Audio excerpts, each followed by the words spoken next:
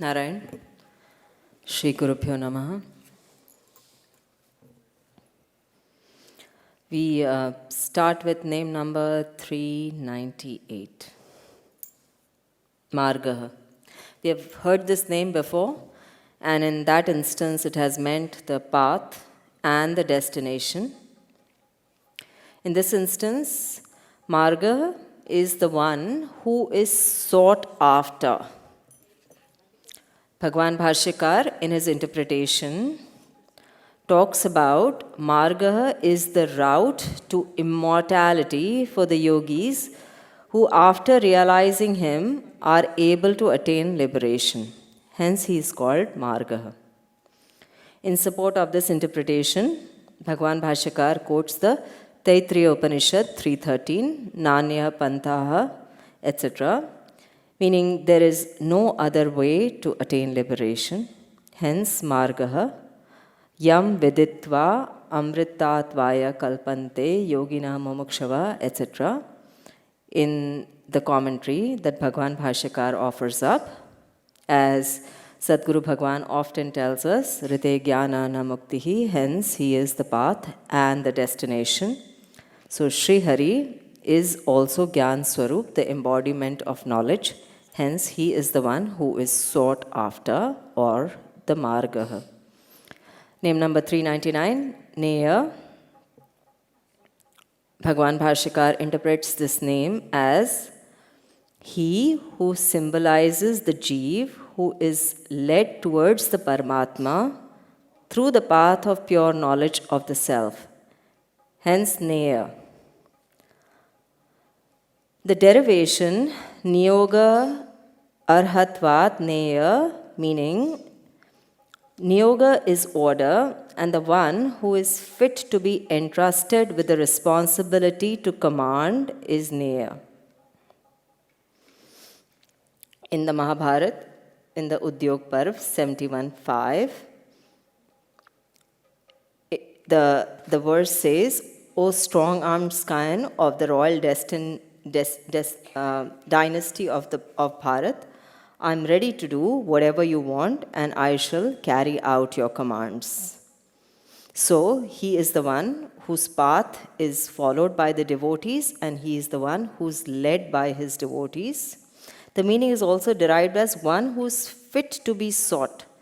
Prapyaha praptum yogyaha, or one who is not attainable through any other praman except by contemplation, meditation, and devotion.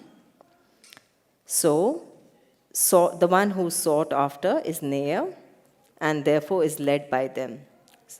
In the Vishnu Śreṣṭha earlier as well, we have talked about this name. Neta, nyayo neta samiranaha. The next name is naya, which is name number 400. One who leads his devotees to moksha. Again, we have seen this in the way the cause and the effect principle is taking place. This name comes from the root ne, which is to lead. Bhagwan Bhashyakar defines this as nayati iti naya, which is he leads all. So he considers the three names, Mārga, Neya, Naya, as three diverse and complementary forms of Sri Hari. Nayami paramam gatim, which is I will lead everyone to the ultimate destination, which is moksha. Now sometimes the Jivatma is led to Paramatma, and sometimes the Paramatma himself is led to the Jivatma. In instance like Hanuman Bhagwan led Sri Ram to meet Sugriv, or like the Sudev Brahman when Rukmini wants to elope with Lord Shri Krishna, and he entreats Krishna to come and carry her away in order to marry her. Name number 401, Ananya, one for whom there is no leader. Now Bhagwan Bhashyakar interprets this as Asya neta na vidyate iti ananya, which is he has no one who is on top of him, he has no leader, hence he is ananya, which is he himself is the supreme leader of everyone and he is not led by anyone. So who, for example, led Bhagwan on the creation of the universes? He's obviously acting at his own behest or direction. Now, he can be naya on one end, which is the one who moves, and ananya on the other end, which is one who does not move. Hence, even in the Ishavasya Upanishad, tadeji, tadejati, tannejati, and so on. Even in the Rig Veda, this opposite extremes that simultaneously exist in Sri Hari are talked about. The next name is Vīra, easy to understand, one who's valiant. Bhagavan Bhashyakar interprets this as Vikramaha Shalitvat Vīraha. He is Vīraha because of his valor and bravery. So he destroys those who are a source of suffering to the pious by discharging his weapons and which are ever ready to carry out his command. So therefore, he is a source of terror to his enemies. The following references are given from the Shruti in the Rig Veda 355.10 and 228.4, where there is a beautiful description of his Vira aspect. Yasmat swa mahimna sarvan lokan sarvan devan sarvan atmanaha yato viraha karmanya sudriksho yuk. So, and so on and so forth. I won't repeat the Shrutis, but he who cannot be opposed, cannot be conquered, his skills are self-evident, and he always subdues his enemies automatically, is Vīra, the one who is brave. The next one, in continuation of that attribute, is śaktimatāṃ śreṣṭha. Śaktimatāṃ, obviously the most powerful, and the greatest among the most powerful is śreṣṭha. So, śreṣṭha also means the foremost, hence śaktimatāṃ śreṣṭha means he's the topmost among the powerful people. As Bhagavan Bhashyakar puts it, śaktimatāṃ, meaning he is mightier than the mightiest, and who is the mightful ones in the universe, such as Brahma, Vishnu, Shiv, all the devs, and he's mightier than them as well. So therefore, even Krishna in the Bhagavad Gita 7.11 talks about balam balavatam chaham, which is I'm the might of the mighty, hence śreṣṭha, śaktimatāṃ. 404, dharma. He's the embodiment of dharma, easy to understand again. Saha sakshat dharma, eva iti dharma. He is dharma because he is the embodiment of dharma. Now, Bhagavan Bhashyakar gives two detailed explanations on this. The first is sarva bhutanam dharana dharma. He supports all beings and hence he is dharma. The second one is dharmai aradhyate iti va, which is he is respected and worshipped by all dharmas. This is emphasized in the verse even in the Vishnu Sahasranam, achara prabhavo dharmo dharmasya prabhurachyuta, and so on. Dharma is born from the culture and Achyut is the Lord of Dharma, which we will explore in the Falashruti of the Sahasranam as well. In the Mahabharata also it says, Sakshat Devaha Purāṇashau Sa He Dharma Sanatanaha, which is he is the ancient God and he is also the eternal Dharma incarnate. Hence Dharmaha. Name number 405, dharmaviduttam, the foremost among the knowers of Dharma. Dharmavid, with meaning the one who knows, uttama, the foremost, and so this name always refers to him as the foremost among the knowers of dharma. Bhagavan Bhashyakar explains this as shrutayaha smritayascha sa yasya ajana bhutaha sa eva sarva dharmavid uttama iti dharmaviduttam uttamaha. All the Vedas and scriptures obey his command, and therefore he is the foremost among the knowers of dharma. The import here is that since he is the creator of dharma, who better than him to know the dharma? So Bhagavan has created the Shrutis to explain dharma. To realize dharma, one has to meditate upon Sri Hari, who will guide us to the righteous path. Krishna's final message to Arjuna in the Bhagavad Gita, 1866, we have discussed this before as well, is Sarva Dharman Paritijya, and so on. Hence Dharmaviduttamaha. 406, vaikuṇṭha, remover of obstacles. Bhagavan Bhashyakar explains this as Vivida kuṇṭha gati pratihatihi vaikuṇṭha, or vikuṇṭhaya karta iti vaikuṇṭha, the controller and the regulator of discordant, obstacle-driven movements of the elements, thus enabling the formation of the universe. So Bhagavan controls the activity of the Panchabhutas and he makes them, he becomes the unifying principle to make them coexist with each other, and he creates the bond with them to form the universe. Hence, even in the Mahabharata Shanti Parv 340-80, there is a shlok that says, by me the earth was united with water, ether with air, air with fire, and so I'm called Vaikuṇṭha. It also derives its meaning from the root kuthi gati pragate, meaning obstructing the path, a roadblock. Kuṇṭha signifies the obstacles to the union with the Lord. Thus, Vaikuṇṭhas are those whose obstacles have been removed. The obstacles to Bhagavan are obviously sins, and so he is the remover of sins, hence he is called Vaikuṇṭha. So, the name is also explained as Vigataha Kuṇṭha Tasya Karta, which is one who regulates those who tend to go their way if left unobstructed. So Bhagavan is Vaikuṇṭha because he was born to Shubhra and Vikuṇṭha in the 5th Manvantara, as in the Srimad Bhagavat. He then married Lakshmi and acceded to her request to create a place for her enjoyment, and this place is called Vaikuṇṭha.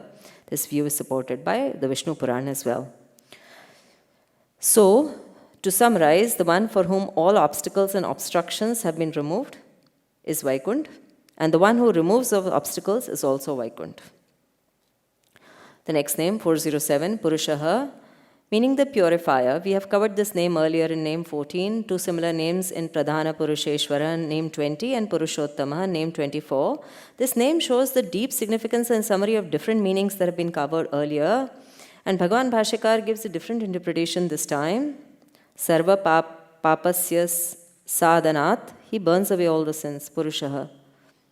Parishayanat puruṣa, which is, in the Shruti, it is said he is puruṣa because he existed before everything and he burns away all our sins.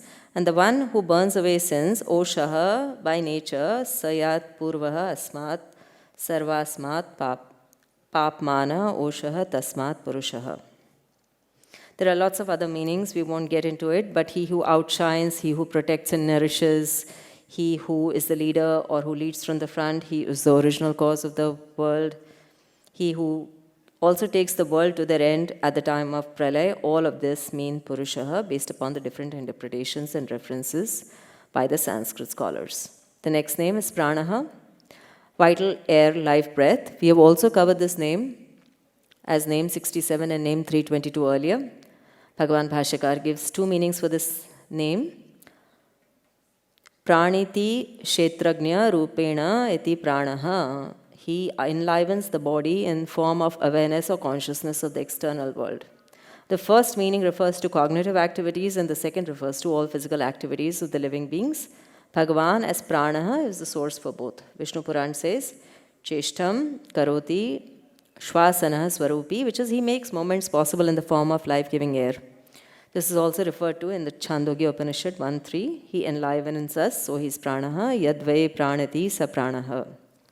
The next one, in consequence, prāṇadaḥ. So he is prāṇ and he also gives prāṇadaḥ, just like sthanadaḥ that we saw earlier, the life giver. This name occurred earlier in name number 66, name number 323, and will also recur forward as name number 956. Prāṇadaḥ interpretations are prāṇānaṁ dadāti iti prāṇadaḥ, he who gives life, or prāṇān dayati iti prāṇaḥ, he who also takes away life at the time of death, or prāṇān dīpayati, he who purifies and brightens the vital airs, is prāṇadaḥ. Here Bhagavan Bhashyakar gives the meaning as khandayati praninam prāṇān pralayadishu iti, he stops the vital airs from living at the time of the final deluge or pralaya. Therefore, the difference between this meaning and the one above is that Bhagavan Bhashyakar is referring to the end of the world versus referring to the death of an individual person, but both those meanings are included in prāṇadaḥ. The next name, 410, is prāṇavaḥ, which is he who makes others worship him. There is another version of this name as pranamaḥ, which is with the same meaning. Now, Bhagavan Bhashyakar gives two meanings here. Pranoti iti pranavaḥ, he who makes others worship him with the sound of Om. Praṇavaḥ, and he gives the quotations from the Smriti, Tasmad Om iti pranoti, which is one who worships him with Om. Or pranamyate iti vāpta, he who is fit to be worshipped, hence he is pranavaḥ. And so on and so forth. A lot of Shrutis referred to pranav. We have talked about this in the earlier series as well. The next one is pṛthu, 411. Bhagavan Bhashyakar gives the interpretation of this name as prapancha rupena vistritvat pṛthu. He spreads through the cosmos in his cosmic form, hence pṛthu. It is also derived from pratha prakhyane, one who becomes famous. and hence the references are to be given as pṛthu, prat vistarate, which is to spread out or expand. We saw this even in Vriddha earlier. The Vishwarup of Sri Hari is the example of pṛthu. So one who is well known through his Virat Swarup and who's spread through the cosmos in his Virat Swarup is pṛthu. In his 9th incarnation as Krishna, he takes the form of Pṛthu Maharaj, who's the father of Prithvi, and this is described in the Srimad Bhagavat 1.3.14, and Rishibhir Yachito Bheje Navanam Parthivam Vapuhu. In response to the request from the sages, he appeared in the form of Pṛthu. The next name, 412, hiraṇyagarbha, he who delights everyone's heart. This name also occurred as name 71, and the interpretation is given as the one who is in a lovely abode, or he is the originator of all, which is an object of the fulfillment of joy, or the one here Hiranya refers to as gold, so the one who is in a golden egg, or in a pure, attractive, lustrous, highly coveted egg, the Parampadam, which is also Shuddha Sattva and hence referred to as Hiranya. So one who generates all of that is hiraṇyagarbha, and Bhagavan Bhashyakar interprets this as hiraṇyagarbha sambhuti karanam. Hiranmaya Mandam himself is the creator of the whole world. He himself is the creator of the whole world, and he therefore refers to Hiranya as the valor or the energy that is had in him that results in the creation of Brahma, the creator, as well as the creation of the entire universe, hence Hiranyagarbha. The next name, śatrughna, again easy to understand, the slayer of enemies. Now, śatrughna, we have talked about śatrughna in the Ramcharitmanas as the fourth brother. But also the basic meaning of śatrughna is shatrun hanti iti śatrughna. He exterminates his enemies. Bhagavan Bhashyakar modifies this as tridasha shatrun hanti iti śatrughna, meaning he exterminates the enemies of the devas and therefore he is śatrughna. That's because Bhagavan has no enemies personally. He is samatma and therefore there's no question of having enemies. But he also subdues the senses that lead people away from the enjoyment of earthly sensuous pleasures by his arrows of wisdom. Satrum hanti iti śatrughna, which is when one meditates upon him, he slays the enemies, which is the sensuous pleasures that are in the path to the devotee's realization of him, hence śatrughna. Name number 414, vyāpta, he is full of love and affection, and Bhagavan Bhashyakar interprets this as Karanātvane sarva karyanam vyāpanāt vyāptaha, which is as the primary cause for every action, he pervades every activity, every material object, and hence he is vyāptaha. He is all pervasive in the world of objects and in the world of ideas, omniscient, omnipresent. Again, we have discussed these attributes very many times before, but this time in a different concept. The next name, Vāyu, is the one who moves towards his devotees, meaning he interprets, Bhagavan Bhashyakar interprets this as Vāti Gandham Karoti iti Vāyu, which is he is Vāyu because he carries scents of fragrances everywhere. In the Bhagavad Gita 7.9, Bhagavan says, Punyo Gandha Prithivyam Cha, which is I reside as the auspicious fragrance on this earth. And the derivation is Vāti Sarvatra Gato Bhavati iti Vāyu, which is he spread out everywhere in the universe. There is no place in the universe where air does not enter or does not exist, and therefore this signifies Sri Hari's omnipresence as well. In the Brihadaranyaka Upanishad, in many other Shrutis, he is talked about, and he bears the earth through his vibhuti as Vayu, even in the Taittiriya 1.8.3, hence Vayu. So this name emphasizes Bhagavan's nature of being all-pervasive. We can survive without food or water, but without Vayu, we even cannot survive for a few minutes. Similarly, without Sri Hari's divine grace, we cannot survive. Hence, he mingles with everyone, just like Vayu, hence the name Vayu.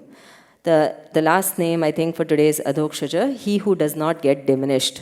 Bhagavan Bhashyakar gives the principal meaning as adho na shiyate jatu yasmat tasmat adhokṣaja, which is his vitality never diminishes, he's never marginalized, he's never diminished by repeated births and deaths, and therefore he's adhokṣaja in the Mahabharata Udyog Parva 4.70.10.